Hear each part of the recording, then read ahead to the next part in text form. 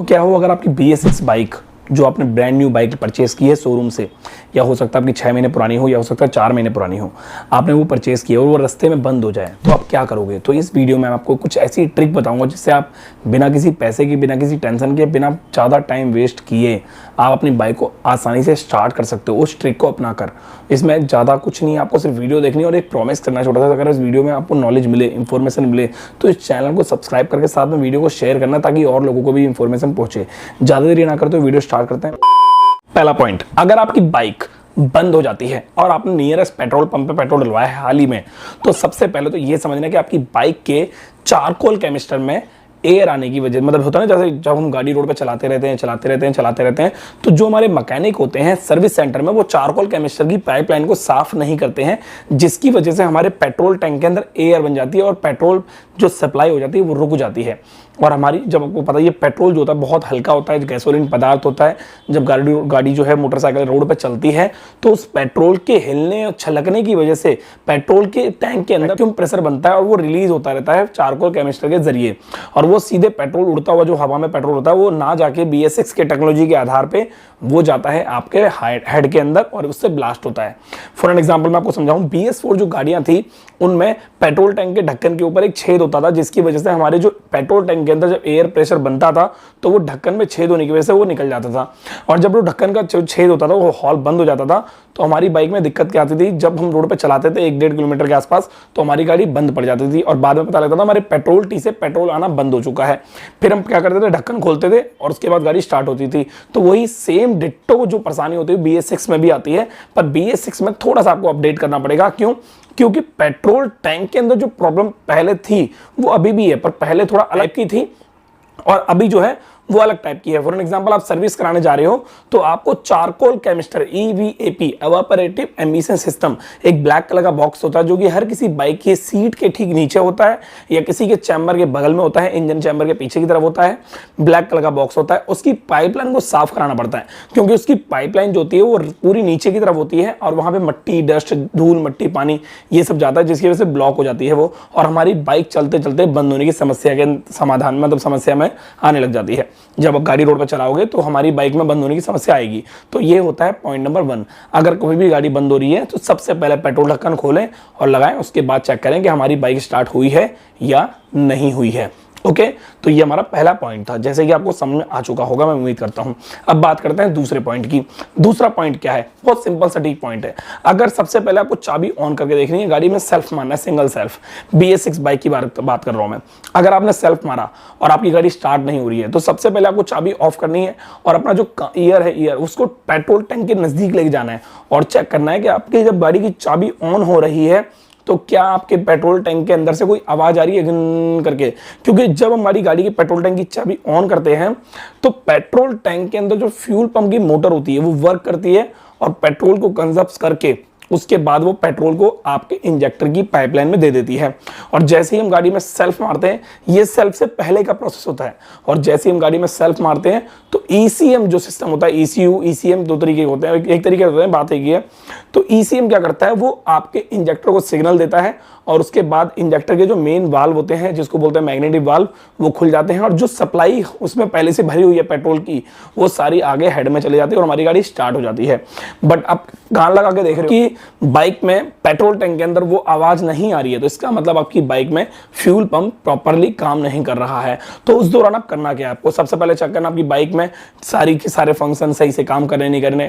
Function का मतलब होता है लाइटें सारी फर्स्ट क्लास वर्क कर रही नहीं कर रही है, कोई एबनॉर्मल लाइट तो नहीं जल रही। कहने का मतलब यह है कि कोई इंजेक्टर वाली लाइट तो नहीं जल रही है, येलो कलर का कोई साइन तो नहीं आ रहा वार्निंग वाला, ये आपको चेक करना। अगर ऐसा कुछ भी नहीं है तो आपको क्या करना है, सिंपल आपको पेट्रोल टैंक के ठीक नीचे की तरफ हाथ डालना है और वहां पे एक स्विच होता है। थोड़े दिन पहले मैंने एक वीडियो बनाई थी जिसमें मैंने डिटेल में समझाया था कि अगर वो स्विच हिल जाएगा या लूज हो जाएगा तो हमारी बाइक स्टार्ट नहीं होगी, चाहे हम कितनी भी ज्यादा इसमें मेहनत कर लें। तो मैंने उसको कारपीएम के OBD स्कैनर से सर्च करके पता लगाया और उसके बाद वो मुझे पता लगा। पर आपको मैं इस वीडियो के जरिए बता रहा हूं कि अगर ऐसा होता है तो आप पेट्रोल टैंक के ठीक नीचे की तरफ उसके कपलर को चेक करें, जांच करें, अगर कोई तार वार इधर से हिल गया है तो उसको प्रॉपर तरीके से प्लग इन कर दें। अगर ऐसा करते हो आप तो आपकी बाइक में स्टार्ट होने के चांसेस 99.9% बढ़ जाते हैं अगर वो परेशानी वहां से है। अगर ज़्यादा ही परेशानी है फिर भी नहीं हो रहा है तो आपको फिर नज़दीकी अपने किसी मैकेनिक पे दिखानी पड़ेगी। और एक बात और, आपको बिल्कुल भी वायरिंग में छेड़खानी नहीं करनी है। अगर ऐसा आप करते हो और आपकी गाड़ी में आपने कोई लापरवाही कर दी तो इसकी वजह से आपको बहुत ज़्यादा मोटा खामियाजा भुगतना पड़ सकता है। जैसे कि ECM खराब हो सकता है, 6-6.5 का ECM आता है। और उसके जैसे कि आपकी गाड़ी में फ्यूल पंप जो है वो खराब हो सकता है, शॉर्ट हो सकता है। और आपकी बाइक में एक चार्जर होता है RR यूनिट, रेगुलर रेक्टिफायर जैसे कहते हैं, वो भी खराब हो सकता है, उसके भी चांसेस होते हैं खराब होने के।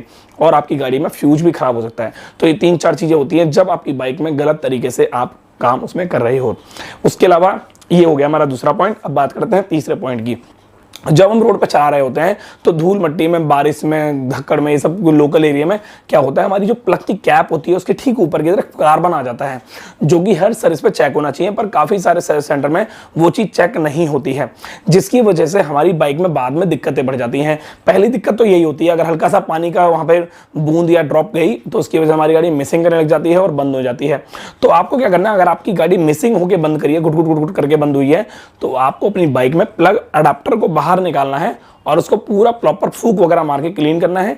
अगर आपके आसपास में कोई मेडिकल स्टोर है तो वहां से आपको वैसलीन 5 रुपए की ले लेनी है और उसके अडाप्टर में इसको लगा देना है, क्योंकि वैसलीन पेट्रोलियम जेली का काम करती है जो कि वाटर प्रूफ होती है। अगर आप वाटर प्रूफ प्रॉपर तरीके से उसको वाटर प्रूफिंग कर दोगे तो वो आगे जाके समस्या आपकी नहीं बढ़ेगी। वैसे तो आपको सर्विस के दौरान ये काम करा लेना चाहिए, और जितने भी सर्विस सेंटर बनाए हुए हैं, सर्विस सेंटर दिल्ली के अंदर या हिंदुस्तान के अंदर, उन सभी सर्विस सेंटरों के अंदर ये पेट्रोलियम जेली अवेलेबल हो जाती है, जो कि सिर्फ 50 से 100 रुपए में आपकी पूरी बाइक में जितने भी कपलर होते हैं उन सभी में पेट्रोलियम जेली करी जाती है। बट वो डिपेंड करता है उस मैकेनिक के ऊपर, डिपेंड करता है आपके ऊपर, आपने किस तरीके से उसको ट्रीट किया, किस तरीके से उसने समझाया है, आपने वो गाइड किया है, मतलब एक होता है ना कम्युनिकेशन से आपने किस तरीके से मिलाई उससे, वो उस पर डिपेंड करता है। उसके अलावा बात करते हैं हमारे चौथे पॉइंट की ओर। चौथा पॉइंट बहुत बेसिक पॉइंट है। अगर आपकी बाइक स्टार्ट नहीं हो रही है, बंद हो गई है, और आपकी बाइक में न्यूट्रल लाइट भी नहीं आ रही है, आपका कोई सा भी फंक्शन काम नहीं कर रहा है, बैटरी वगैरह किसी भी, मतलब कोई सा भी फंक्शन काम नहीं कर रहा है, तो सबसे सिंपल तरीका है, आप अपनी बाइक का सीट को खोलो और सीट खोलने के बाद चेक करो उसकी फ्यूज की लाइन। उसकी फ्यूज की लाइन में ऐसा जब ही होता है ज्यादातर, ये BS6 बाइकों में 4-5 तरीके की दिक्कत आती है, इसके अलावा और कोई भी दिक्कत ऐसी खास नहीं आती है। उसके अलावा एक और दिक्कत बताऊंगा जो बहुत ज्यादा खतरनाक होती है, जो आपको नहीं छेड़नी है बिल्कुल भी। तो ये फ्यूज की जो दिक्कत होती है, इसमें क्या होता है, 15 एम्पियर के फ्यूज होते हैं, 12 एम्पियर के फ्यूज होते हैं, 20 एम्पियर के फ्यूज होते हैं। तो उस दौरान उस फ्यूज को निकालो जो खराब हो गया है, क्योंकि ये न्यूट्रल लाइट गई है, लाइट इंडिकेटर लाइट चली गई है, ये जितनी भी लाइट गई है, ये सारी की सारी लाइटें जो होती हैं ये फ्यूज से ही कनेक्टेड होती है। फ्यूज खराब होने पर ये लाइटें, होता क्या है, देखो सिंपल तरीका है, जब फ्यूज उड़ता है तो जो, मान लो ये बैटरी है, इसमें से एक प्लस वाला वायर आया हुआ है, अब प्लस वायर जो वायर आता है उसके बीच में फ्यूज की लाइन लगती है। अब वो फ्यूज किसी भी कारण फूक जाता है तो इसका मतलब बैटरी का प्लस वाला वायर आगे नहीं सपोर्ट कर पा रहा है, आगे नहीं अपनी लाइन को दे पा रहा है, आगे सप्लाई नहीं दे पा रहा है। तो आपको क्या करना है, उसकी कनेक्टिविटी दोबारा जोड़नी होती है। अब आपके मन का एक डाउट और क्लियर कर दूं जो बहुत ज्यादा जरूरी है। कभी कभी क्या होता है, हमारा 15 एम्पियर का फ्यूज खराब होता है और हमारे पास होता है 10 एम्पियर का फ्यूज। कभी कभी 10 एम्पियर का फ्यूज खराब हो जाता है और हमारे पास होता है 20 एम्पियर का फ्यूज। तो उस दौरान जब आपकी इमरजेंसी पड़ती है तो आप अपनी बाइक में फ्यूज एम्पियर के हिसाब से ना डाल के सिर्फ फ्यूज को चेंज कर सकते हो। मतलब ये, अगर आपकी बाइक का फ्यूज 10 एम्पियर का है और वो खराब हुआ है और आपके पास एक 20 एम्पियर का फ्यूज है तो भी आप उसमें लगा सकते हो, ऐसी कोई डरने वाली बात नहीं है। 20 एम्पियर का फ्यूज खराब हुआ है और आपके पास 10 एम्पियर का फ्यूज है तो भी आप अपनी बाइक में इजीली फिट कर सकते हो, इस पे इंस्टॉल कर सकते हो। और उसके बाद जब आपका काम निकल जाए तो नियर बाय अपने सर्विस सेंटर में जाके ये काम करा के प्रॉपर तरीके से सेट हो सकते हो। कभी भी फ्यूज अगर आपको डलवाना है किसी भी सर्विस सेंटर में जाके तो वहां पे ओरिजिनल फ्यूज डलवाना है। अगर आप लोकल फ्यूज डलवाते हो तो वो कुछ दिनों बाद क्या होगा, पानी या डस्ट की वजह से दोबारा खराब हो जाएगा, डैमेज हो जाएगा और उसका जो टूटा हुआ हिस्सा है वो फ्यूज के बॉक्स के अंदर ही कटा हुआ रह जाएगा, जिसकी वजह से पूरा फ्यूज बॉक्स डैमेज हो जाएगा और आपका बहुत मोटा खर्चा हो जाएगा और उसकी वायरिंग भी खराब हो जाती है। अब हमारा लास्ट जो टॉपिक है वो ये है कि आपको उसमें बिल्कुल भी अपना योगदान नहीं देना है। कैसे? अगर मान के चलो ये चारों टॉपिक मैंने जो बताए हैं, इन चारों टॉपिक को करने के बाद भी आपकी गाड़ी स्टार्ट नहीं होती है तो आपको कुछ भी नहीं करना है, किसी ऐसे मैकेनिक के पास बाइक लेके जानी है जो BS6 की नॉलेज रखता हो, जो BS6 के बारे में जानता हो। क्योंकि BS6 बाइक के अंदर जो टेक्नोलॉजी दी गई है वो बहुत ही ज्यादा डिफरेंट है, बहुत ही ज्यादा डिफिकल्ट है उन लोगों के लिए जो लोग नॉर्मल बाइक करते हैं। अगर कोई कस्टमर, मतलब मान लो आपकी बाइक बंद हो गई और आपने सारे काम करके देख लिया, उसके बाद भी स्टार्ट नहीं हो रही है और आप किसी मैकेनिक पे ले गए और उसके बाद मैकेनिक को हाथ पैर मारने में लगा पड़ा है, उसको पता नहीं है, आप देख रहे हो अच्छी तरीके से, आप समझ भी रहे हो कि हाँ इस मैकेनिक को पता नहीं है, बस इधर उधर हाथ पर मार रहा है, उससे क्या होगा, वो मैकेनिक ऐसा कुछ काम कर देगा जिससे आपकी गाड़ी में नुकसान आ जाएगा और आपको पता भी नहीं चलेगा, क्योंकि आप गाड़ी उस पर बंद लेके आए हो और आप बंद ही लेके जाओगे। एंड में होगा क्या, वो मैकेनिक जो होता है, पुरानी उनकी कारीगरी होती है, वो इतना बड़ा तार का टुकड़ा लेते हैं और वो तार का टुकड़ा इधर से उधर, उधर से इधर, उधर से उधर, उधर से इधर करते हैं, जिसकी वजह से हमारी बाइक में सबसे पहले ECM फूक जाता है।